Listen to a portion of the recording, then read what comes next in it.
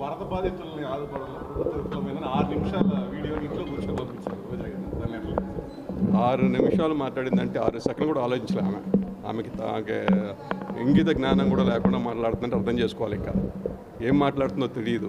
ఎక్కడికో పోయి కూర్చొని దూరం కూర్చొని అవాకులు చివాకులు పెరుస్తూ ఉంది.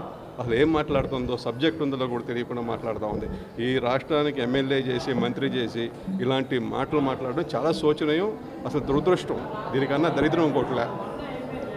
ఇలాంటి ఆమె ఇలాంటి రాష్ట్రంలో మంత్రిగా చేసిందని చెప్పడానికి మన రాష్ట్రం ఇలా అయ్యిందని కారణం వేరే ఉదాహరణ అవసరమే లేదు. క్రీడా సంస్కృతి శాఖ మంత్రిగా రోజా పైన గతంలో ఎన్నో ఆరోపణలు ఉన్నాయి. ఇప్పుడు గవర్నమెంట్ మీది ఆమె జైలు పంపించే అవకాశాలు ప్రచారం కూడా జరుగుతాం. నిజంగానే ఒక్కొక్కరు ఈరోజు నంది కాంపిటీషన్ అరెస్ట్ చేశారు. రోజా కూడా అరెస్ట్ చేసే అవకాశం ఉంటుంది. ఖచ్చితంగా 3,500 రూపాయల బ్యాట్ గవర్నమెంట్ కొని 350 రూపాయల బ్యాట్ సరఫరా చేస్తే ఖచ్చితంగా స్కామ్ కాకపోతే ఏమంటారండి? అది బ్యాట్ ఆడకముందే ఇరిగిపోతున్నాయి. 3,500 రూపాయలు ఒక్కొక్క బ్యాట్, 3,500 6,500 మొత్తం కూడా స్కామ్, మొత్తం దోచుకున్నారు. బ్యాట్లని కిట్లు అని చెప్పేసి మొత్తం కూడా డబ్బులు దోచుకోవడానికే ఆడుదామంధ్ర అనే ప్రోగ్రాం పెట్టినారు. కానీ క్రీడల్ని ప్రోత్సహిద్దామనే ఉద్దేశం ఎక్కడా లేదు. ఏ విధంగా కూడా ఇప్పుడు మన ఒలింపిక్స్ జరిగింది, మన ఆంధ్రప్రదేశ్ నుంచి ఏం సాధించామని చెప్పండి. సరే, నేషనల్ లెవెల్లో ఎన్ని మెడల్స్ కొట్టామని చెప్పండి 5 సంవత్సరాల్లో.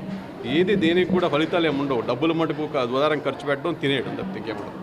అంటే రోజా అవినీతి ఆరోపణలు బయటపెడతా ప్రయత్నం చేయబోతుంది. ఖచ్చితంగా చట్టపరంగా ఏ చర్య తీసుకోవాలో ఖచ్చితంగా గవర్నమెంట్ ఖచ్చితంగా తీసుకుంటుంది. తప్పు చేసినోడు ఎవడు తప్పించుకోవడానికి అవకాశమే లేదు.